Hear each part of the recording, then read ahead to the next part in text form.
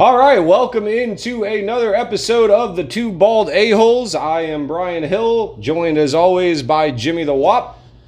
The Wop. How are you this evening, sir? I am wonderful. Well, you look wonderful. I really appreciate that, You Brian. look good. It's Friday night, so, good things happening. You don't get a JOB, you got nothing to do. Yeah, you got nothing to do tomorrow.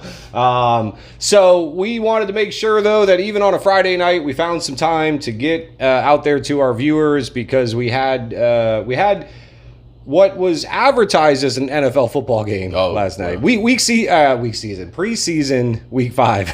Yeah, pretty much. It took place That's last what night. it was. Yeah, kind of. You know what's amazing is the last real football game was the Super Bowl, which I enjoyed last night's game more than I enjoyed the Super Bowl. Yeah, that's pretty bad. Right. Think about it. Yeah. The Super Bowl was Super absolutely like watching paint dry. No, that was. And the hype of the Super Bowl, whereas week 1, you know that it's like, Right. there's a lot of rust. Nobody really played in the preseason and all that. So.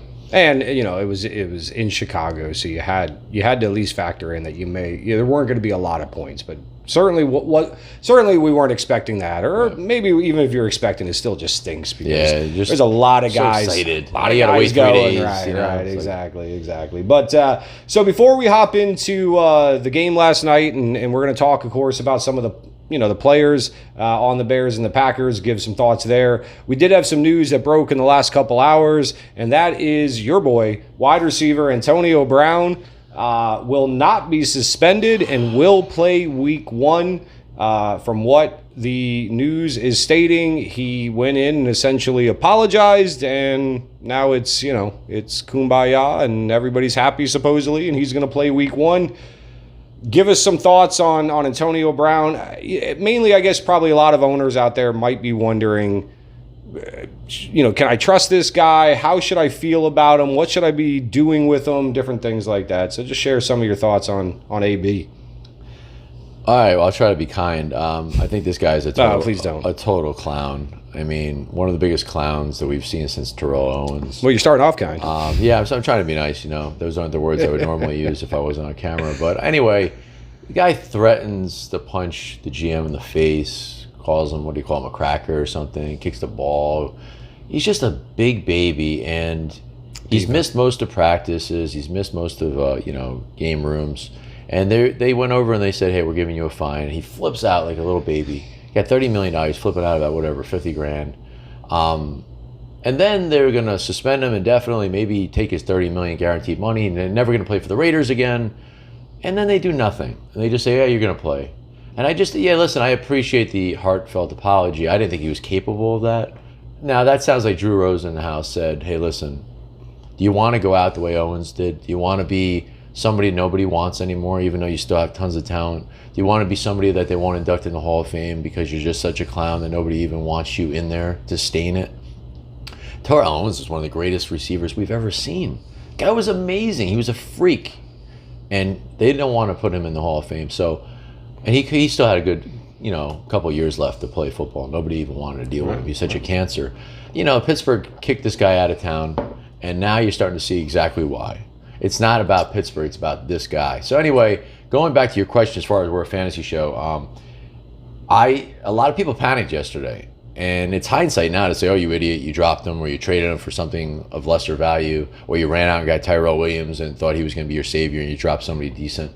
The bottom line is, it looked like he wasn't going to play for the Raiders again, potentially. And at that point, you have a guy you took in the 3rd round, maybe even second in some leagues. Second, yeah, of course. And now you may have a dud. So if you're able to trade him for a Chris Godwin or somebody in the 4th round, or Samuel or anybody, it was a chance some people took, and now they're like, oh, what did I do? I think it's behind us. But you just don't know with a guy like this. You just don't know. Right. Well, and that's my concern. He had a great thing going in Pittsburgh. He's the best receiver in football. He has no issues with targets. He has no issues. It was almost like he found a reason to create drama and find something wrong where it did not appear that there was anything wrong.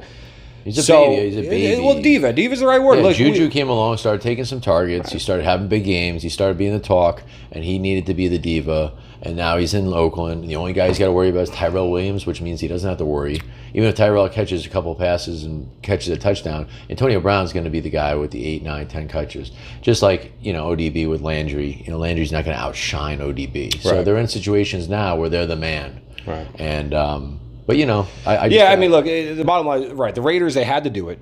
I mean, well, I don't want to say they had to do it, but they had to give him this one more shot. I don't know if there's any more coming. That's I guess my concern with Antonio Brown. If he does anything major again, I mean, they can't lose face completely as an organization. Yeah. They're going to look to spin this as, hey, he came in, he gave this heartfelt apology.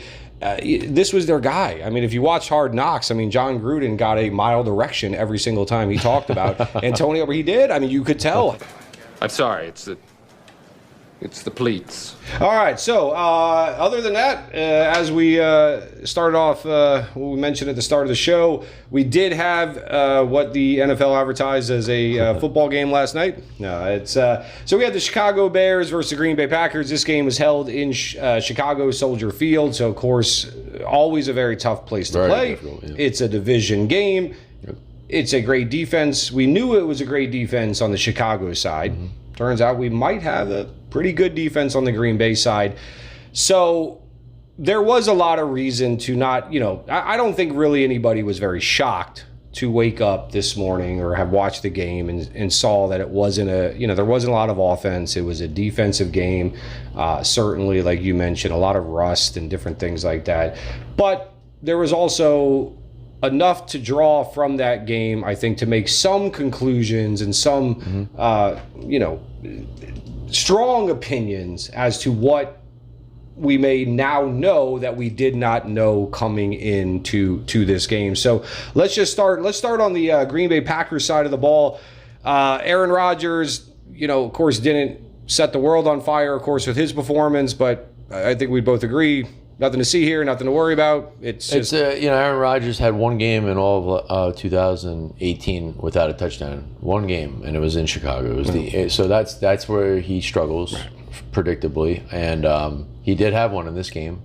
He threw that beautiful pass to Scantling, Valdez-Scantling. So, no, I'm not worried about him. Hopefully the offensive line gives him protection against other teams other than Chicago. Right. They're not going to play the Bears every week. No, exactly. He's going to play them again, but not every week. Right. A guy that we are a little bit concerned about, and not necessarily based off of his individual performance, because, again, it's against the Bears defense, but something that I think a lot of fantasy owners who drafted, and this is Aaron Jones, running back Aaron Jones, a lot of the guys that drafted Aaron Jones, the big question was how much work was Jamal Williams going to get? Is he, how much of a number one is he? We got to see it a little bit last night, so tell us your thoughts on Aaron Jones and whether you're worried or not. Well, I mean, it was always like free Aaron Jones, get rid of Jamal Williams. He's just so pedestrian. Let's see what Aaron, we all think he's dynamic. He is dynamic, and what can he do on this high-powered offense if he's just the man? And yesterday, he averaged 3 yards a carry, 13 carries, 39 yards, but it's against the Bears. He had one target, one catch. But the thing is, Jamal Williams had 5 rushes of his own and 2 targets and caught them both. So you don't want to see that if you're an Aaron Jones. But at the same time, I don't think we could draw too much, if anything, from this as far as Green Bay's offensive players. We all know Aaron Rodgers will be okay for the most part. And Devontae Adams had a very off game. We're not too worried about him, even though he didn't have a game like this all of last year. It's been a long time. Aaron Jones, you don't want to see Jamal Williams, but at the same time, he got 13 carries to his 5. It's almost a 3-1. Mm-hmm. So I'm not too worried about it. I think we saw when Aaron Jones had the ball, especially in the second half, he had a little burst to him. Jamal Williams just doesn't have that. So this new coach, I think he understands what he has with Aaron Jones. So I wouldn't be too worried. It was in Chicago against a fierce defense. So I'm not worried about Aaron Jones. Yeah. And, well, as a reminder, I mean, there's no such thing as a running back. Well, other than Christian McCaffrey. There's no such thing as a running back who gets like every carry. Yeah, Barkley and McCaffrey maybe. Yeah. Right. I guess you'd almost be optimistic if you're a Jones owner at the fact that it wasn't a 50-50 split. Yeah, right. 60-40. So Jamal Williams is going to come in. Right. He's going to spell him. He's going to spell him once in a while. That's okay. What's the big deal? All right. Wide receiver, you touched on Devontae Adams. Nothing to worry about. Yeah, it's been a long time since he had a game like this, but nothing to worry about. This Bears first game Thursday night at home. I mean, they're hyped up. Yeah, he'll be fine. more, I think maybe more. What's more on fantasy owners' minds are the other two wide receivers coming into this game, essentially trying to figure out who is the number two. Right. Is there a clear-cut number two? It appears from what we saw last night that is going to be your boy. Yep, my boy. Marquez Valdez-Scantling. Yep. Tongue twister. Out snapped him, out played him, looked like the better and the more clear-cut wide receiver too than Allison. Yep. But touch on that a little bit, not just on Scantling, but also for fantasy owners who maybe went with Allison. Are you panicked? Are you dropping him now? Are you holding a little bit? What do you think? I was betting on Marquise Valdez-Scantling over Allison. I didn't take Allison anywhere. I did get Scantling in a few places. I think last night confirmed that he's their guy. He's a big boy, and he's fast, and they try to use him in the running game. I think they gave him a rush last night. Didn't work, but not much worked last night. They threw a huge pass to him down the almost 50 yards. It looked beautiful going up getting that. So I think that he's the clear number two.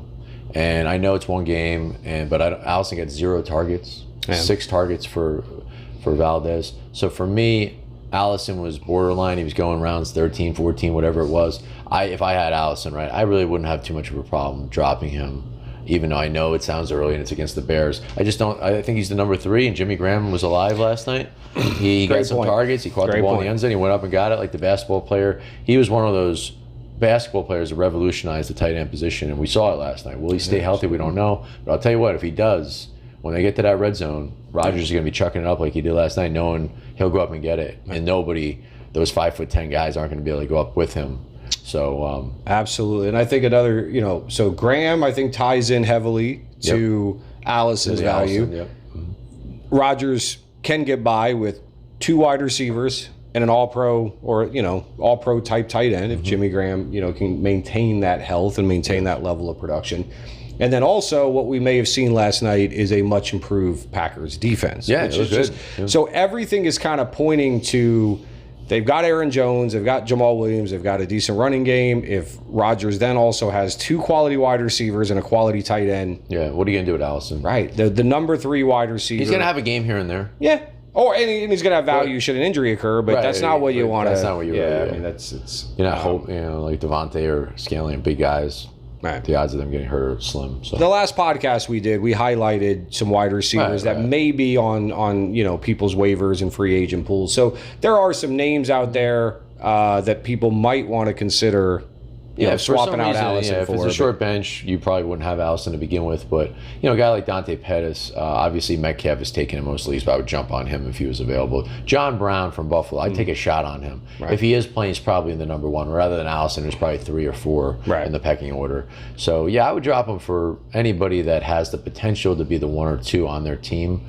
That's not What about a guy like Marquise Goodwin? Would you take a shot on like a Goodwin over? I don't know about Goodwin. Holding on to Allison? It's so weird because last year he was hyped so hard, and now it's just Pettis and or Samuel. Even I was gonna say even a guy like Deebo Samuel. Yeah, I mean, I would a dynamic rookie that could splash by the middle of the season and be hot at the end when you need him, because that's what Allison is to anybody that has Allison. He's a bench guy anyway. Right. I'd rather have a bench guy with a lot of upside as the year progresses. I don't see anything for Scantling Allison without an injury. So I think he's almost useless. If you could say anybody from Green Bay last night, right? Given the benefit of the doubt of where they were and who they were playing, I still think Allison. That just no targets. That's just not good. Yeah, no, absolutely. All right, so wrapping up the Green Bay offense, we already, we kind of just talked about him. Jimmy Graham, of course. Look, old man Graham, he looked good, baby. He looked good. He got really late, and I would be very happy if I had him, because he's probably your 3rd or your 2nd with if you had Kelsey and you waited forever to take us. You got to feel pretty good about him at this moment. Well, I think the thing with Graham, it's just health. I mean, right? I mean, well, health, and people, starting to think maybe the injuries are taking their toll, and he's not. But he had 6 targets. Right. So look good, look spry. That wraps up the Green Bay offense. Green Bay, and. Not that we focus a lot on fantasy defenses, but hey, if you're in a 16-team league and you have to obviously you have to start a defense, why not Green Bay's defense? We'll see. Because let's talk about the Bears now, because it could be a little bit more of somebody's It could- inefficiency. could be than it Mitchell's was. fault. It Is that could, what it could be is that a what- guy is that what named you're Mitch. implying? Guy named Mitch. All right, so let's roll it on into the Chicago Bears offense, and then we'll see if that makes sense of why we saw a Green Bay defense that appeared to be much better. Chicago Bears, we're going to start off quarterback Mitchell Trubisky. Not that he was a highly, drafted or, high round draft guy, but he was certainly a guy that if you're in a super flex, you're in a 2 quarterback league, Oh, without a doubt. he's in starting lineups. And even for guys that maybe pushed it and said, hey, I'm going to wait on quarterback, and thought, well, look at the weapons he has. He has Robinson, who's got fully Nagy's healthy. offense, Nagy, yeah. blah, blah, blah. So talk to us about Trubisky. Tell us how well he played, and why you're anxious to go trade for him. Yeah, right. None of the above. Championship. So Trubisky, I think a lot of people just made assumptions that you're just going to take a step. Like Goff. He's going to take a step. He's got the pedigree. He's got a really aggressive offensive-minded coach. And Goff did take steps every year. And he got his $110 million guaranteed. Mm-hmm. Trubisky, it's like, well, he's going to take a step because they take steps. That's what they do. As of last night, it didn't look like he's taking any kind of step. I didn't think he was all that great to begin Backwards. with. Yeah, he took a step back. But, to give him the benefit of the doubt, you don't play. So what happens in the NFL is they don't want to play these guys in the preseason because it doesn't count. But when you don't play them in the preseason, when the games do count, they come out rusty, like he was last night. So he made some bad throws. He made a good throw, to Allen Robinson that he caught. And if it wasn't for this guy just throwing him, manhandling him out of bounds, he got one foot in. The other one would have definitely been in if it wasn't for a great play with it. So that was a really good throw. Absolutely. He made a bad one in Robinson in the end zone. They got picked. Yeah. So Trubisky was a mixed bag. He was about 57% or something completion. I didn't think he was awful. I think he got a lot of bad press that he was terrible. He threw 1 pick. It's not like he threw 4 picks. I've seen Eli Manning throw 3 or 4 picks, and he still makes $23 million a year. He didn't go. He didn't go all Nate Peterman or anything. And this is a lot of pressure. He's a young guy still. He's a 25-year-old kid playing on everybody's watching. It's the first game of the season. The whole world's watching. It's almost like, in some ways, like a mini Super Bowl because it's the only game on, and it's the first one of the year. So it's a lot of pressure. He's before his fans. Probably had a lot of rust. So I'm not too worried. It's definitely not the start you want to see, but I don't know if he's going to take the step. I don't know. I hope he does. Nagy's a good coach, supposedly. Quarterback whisperer. Maybe he can get this kid going. He's obviously, we'll talk more about the other playmakers. Like you said, it's week 1. It's week 1. That's I think what we have to just make sure we're always accounting for. I'm not dropping him. I'm just waiting one more week and see if he puts up a clunker. Right. But this isn't a clunker. This is just a subpar performance. Well, also what we need to wait and see on is and the reason why I even bother to mention a defense is I think that is going to be important. What defense was he up against? Right. We know about the jitters. I understand. Or fine, you give him a little something about the jitters and the rust because he doesn't play a lot during the preseason. But it's his 3rd year. He's got a lot of offensive weapons, so the jitters, in my opinion, should have been shooken off. But maybe he was facing a decent the Packers defense, are better than and we we're going to thought. find that out as the season goes on. You don't hear much about defenses. Like, people sign big defenders, linebackers, linemen. We're all interested in the offensive Absolutely, guys. right? Even if you're in an IDP league, you're just basically looking at the top linebackers. They get all the tackles. Right. So you're not really. You're looking at last year's defense, and it could be completely overhauled. Absolutely. Even when Chicago got Khalil Mack last year, I remember the Bears went undrafted in one of my leagues. Right. And then they signed him, and they were sitting on waivers.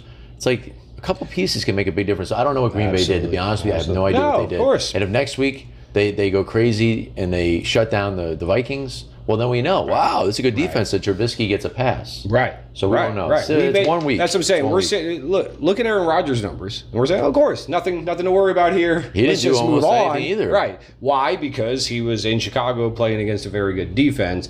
So that's why I think, like you said, we waited out. it's week one. Let's see what Trubisky was up against, and also, of course, again, how much rust and just maybe some nerves. Right. Listen, a home game may sometimes even be tougher as your first game. Yeah. Absolutely. So you're on the road. You're like, all right. You're hearing all off season. It's a Super Bowl team. Super Bowl team. The offense. You're the favorite in the game. Right. Yeah. So you got a lot to lose. Yeah. Absolutely. All right. So we're not panicked on Mitchell Trubisky. We're not pulling a Costanza on Trubisky. No, all right.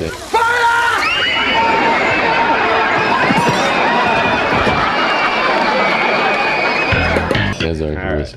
Another guy, Chicago Bears, that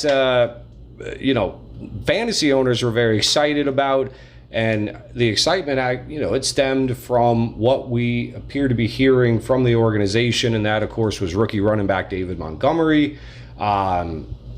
David Montgomery appeared to be criminally underused last night. I don't know if we got a glimpse of what this backfield is going to look like throughout the entire season, or we simply saw a team playing it a little cautious with a rookie in his first NFL game in that environment, first game. But your thoughts on David Montgomery, concerned or just similar to Trubisky? Let's just let this play out a little bit before you got to let it play out for sure, no matter what. You took him where you took him, and there's no reason to panic after 1 week when it comes to your top guys, third rounders, fourth rounders. So David Montgomery, what I saw him make a play where he was running outside and he cut back, and the defender just fell down trying to attack. He couldn't. He had he was like, there's no. The defender knew he couldn't make the move that he made because he cut back instantly with all his momentum going left. He cut back in, went right by the guy, picked up like 8, 9, whatever it was. So I'll make a couple of plays where it looked like he wasn't going to get anything, and then he got the first down. What I'm worried about is that there were 18 targets to running backs, and he got 1. Right. The one he got, though, was for 27 yards, and Mike Davis had 7 targets, caught 6 of them for 17 yards. Man. 6 catches, 17, 1 catch, 27. So it shows you, like, he got down the field in a hurry on that play. I was like, wow, how did he even get down there that quickly? So he's fast. We know he has good hands. He's more elusive. But Tariq Cohen, 10 targets. So Tariq Cohen didn't get a carry. He wasn't even in the back. So it's like he's a receiver. All right. So I'm looking at it like when they're behind, which with their defense and hopefully once they get their offense going a little bit, they're not going to can pull away like maybe Green Bay can. So I'm not too worried about David Montgomery. I know Mike Davis. We talked about Mike Davis during the Dave Montgomery podcast, and we said that he's competent. He's a veteran. He's decent. He's put up good numbers. They brought him in. They gave him a lot of work last night. Mm-hmm. And Tariq Cohen in the passing game. So I'm worried about Montgomery from a PPR perspective. If he's only going to get 1 target out of 18, that's worrisome. Absolutely. Now, did they see that 1 target at the end, the 27-yard catch, and say, oh my God, we got to do that more often? Mike, we gave him 6. He couldn't even get 17 yards. So I'm optimistic about that one play. I'm optimistic about a lot of his footwork, his vision, his moves. I think he's the best guy on the roster for being a workhorse if they're willing to give it to him. If it becomes a 3-man committee and they're throwing the ball mostly to Cohen and Davis, you got a nightmare on your hands. Yeah. There'll be games where it'll be good. Right. But if they have the lead, are they going to bring Mike Davis in knowing that he's the veteran that doesn't fumble and he's probably better in pass protection and all that? It is a little worrisome. Listen, I don't have Montgomery anywhere, but I'd be worried if I did a little bit. I wouldn't be panicking, but I'd be worried. Yeah, I've got Montgomery everywhere, so yeah, I'm sorry to hear that. I'm worried because now you're talking about I don't want to say a potential Jordan Howard type scenario, but certainly definitely not a guy that's going to deliver 3rd round value. Right, 100%. So. And we didn't get to see a goal line carry. Right. So we don't know if they're going to use him or Mike Davis there. We saw 17 of 18 passes go to Cohen and Davis. Absolutely. Right. That we saw. Absolutely. And that's like, wait a minute. You guys had a script and that was it? So what are they thinking about Montgomery? Like I said, I think the 1 catch for 27 is the only glimmer of hope. Like, wow, let's do that more often. So let's just cross our fingers if you're a Montgomery owner. Now, I don't think you could panic. But, this is a Jacobs situation, too. Is Jacobs going to be this hyped-up guy that everybody fell for? And then all of a sudden you see Richard getting work. Right, so we'll see. Well, I've sent an email to Nagy, so we'll see. Yeah, so Tariq Cohen, we talked about him, 10 10 targets, 8 receptions. Tariq So Cohen. my thing about Tariq Cohen is they were losing the whole game. Well, they were losing, but they were never losing by much. No, but they're losing. I think They if were losing by a what- touchdown tops if they were up a touchdown, would he be as utilized? Is he going to be their receiver in de facto number 2 behind Allen Robinson? Anthony Miller non-existent, Right. 1 target, no catches. So let's talk about the receivers, I guess. Yeah, I mean, beyond Tariq Cohen, Right. as what appears to be a number 2 receiver for that team, Yeah, which could makes be. sense. Which makes sense because look, if they like Montgomery, maybe you're right. Maybe we just didn't see it. Game script. Montgomery is going to get involved in the passing game as well as Mike Davis. They're going to kind of share a double backfield role. But where Tariq Cohen, they're just going to say you're not really a running back. You're not a running back. Yeah. You're more of a slot gadget guy. Like Sproles, like when they use Absolutely. Sproles, they put him and they just throw him the ball. Which actually throw makes screens. more sense. And if that's the case, then absolutely the receiving core will quickly touch on a guy that we don't have any issues with, that actually made a lot of fantasy owners probably happy last night, and that's Absolutely. Allen Robinson. A-Rob had a nice game. Talk a little bit about A-Rob, and are you if this was Trubisky having a bad game, if this was the offense not clicking and Trubisky having a bad game, obviously for what A-Rob did last night, I would imagine you're pretty excited. I'm excited. I mean, 13 targets. You got to love that. Absolutely. He wound up with 100 yards. He had a touchdown if Trubisky threw a better ball. He had a ball on the sidelines right inside the 10 or whatever it was that the guy threw him out of bounds. A big play. A great catch. Put one foot and the guy just literally threw him out of bounds like an animal, which used to be a catch if they did a replay and said you would get that second foot down, if not for being thrown. They got rid of that. So now these guys can just jack you in midair, Right. which is like really crazy because it's so easy to do. And it's like the guy's defenseless in midair and he's slamming them like a wrestler into the ground. So anyway, 13 targets for Allen Robinson. How can you not love that? He could have easily had 150, maybe even 200 yards. Some of those passes that were, he was open. Yeah. But they love him. I mean, he's 2 years removed from this injury, and he looked great last night. He looked fully healthy. So the A-Rob that, had whatever, 80 catches, 1,400 yards, and 14 touchdowns. I think that was 2015. With Blake Bortles. With Blake Bortles. If he's back, and Anthony Miller with 1 target, I think that Robinson is the clear number 1. I don't think there's a lot of room to throw to, it's the Bears conservative, great defense. Even last night against one of the best teams, they only gave up 10 points, all off 1 play. You got to remember, if Rodgers misses that throw, Right. or if it gets deflected or intercepted, this game might have been won by the Bears or lost 6-3 or something. Right. It was a very low scoring.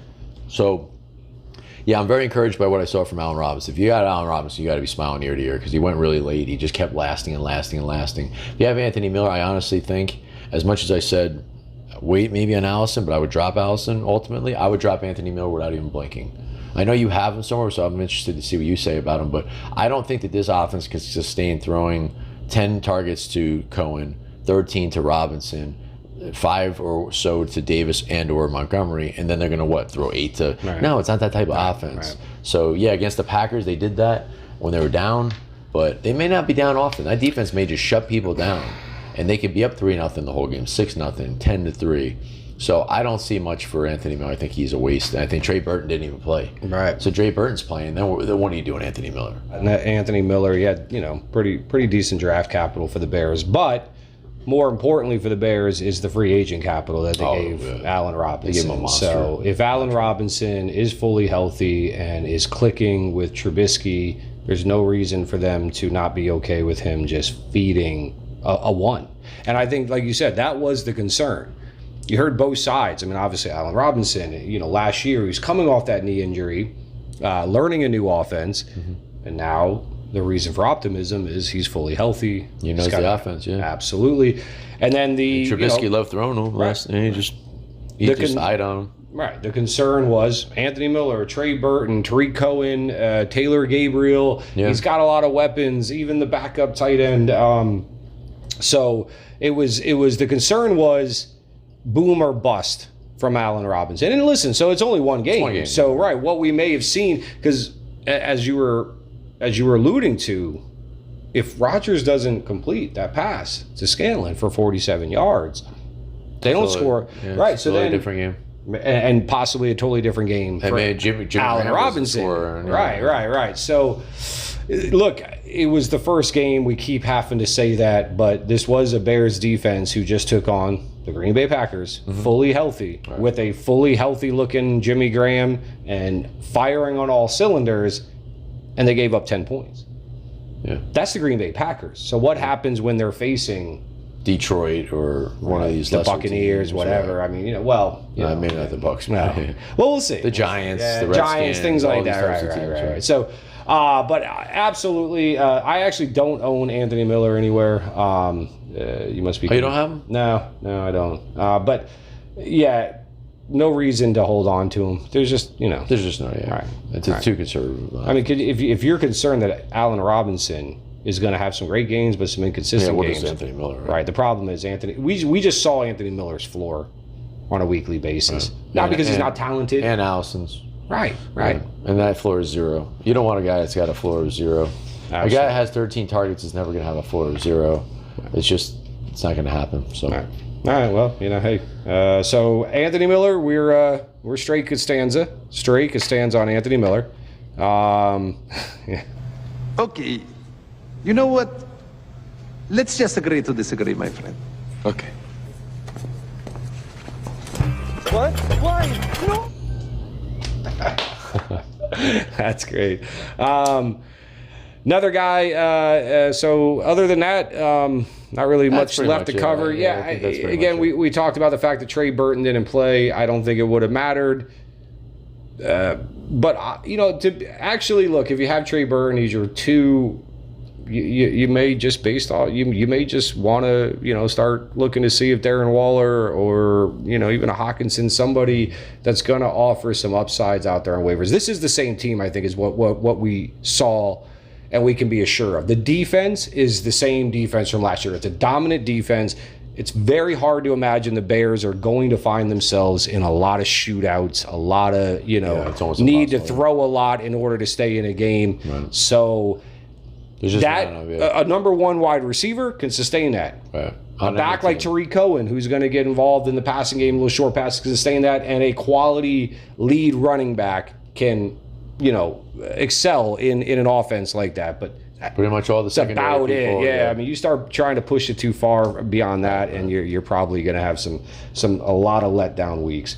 Okay. I have a question. It's gone. Obviously, I noticed that in the post-game news conference, it's gone. But what the heck was up with that Aaron Rodgers weird pedophile mustache thing?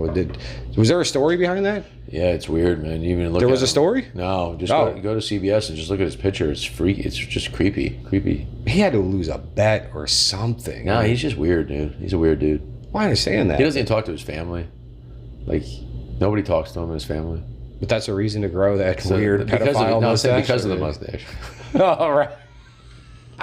Makes even more sense. All right. Well, listen. That wraps it up. I think That wraps it. we've covered enough for you guys. Sorry, it's not more exciting. It was just a terrible game, but Yeah. don't panic for most Right. of these people. Terrible game. It was an unplanned, unplanned event here, but we We figured figured give you a little bit of juice on some of these guys so you don't make a we're here for the rash people. decision. Here for the people. It's been a long week. Listen, it's been a long week. It's been a long It's draft week. last Yeah, couple it was weeks, tough. right? Yeah. A lot of drafting and with the podcast and things like that. So our plan is to actually rest up, Yep. enjoy some Sunday football, and next week we're going to be bringing it. We're going to be bringing it. We're going to be Yep. bringing the Thunder, the Lightning, all of it. We're going to be helping you guys out with waiver pickups. We're going to be breaking down, of course, all of the action from Sunday, and of course covering, guys, similar to last night's game, whether we feel there's a reason to panic or not, different things like that. So, are you ready?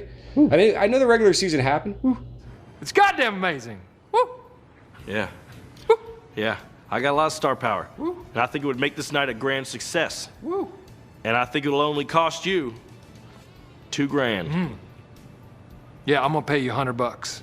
Yeah, Sunday we'll have a lot more to talk about. To Sunday. It's the For the regular season. Guys, enjoy the games this weekend. We wish all of your fantasy teams great success and prosperity.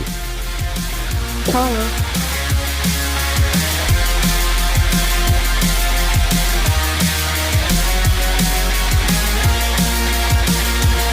championship.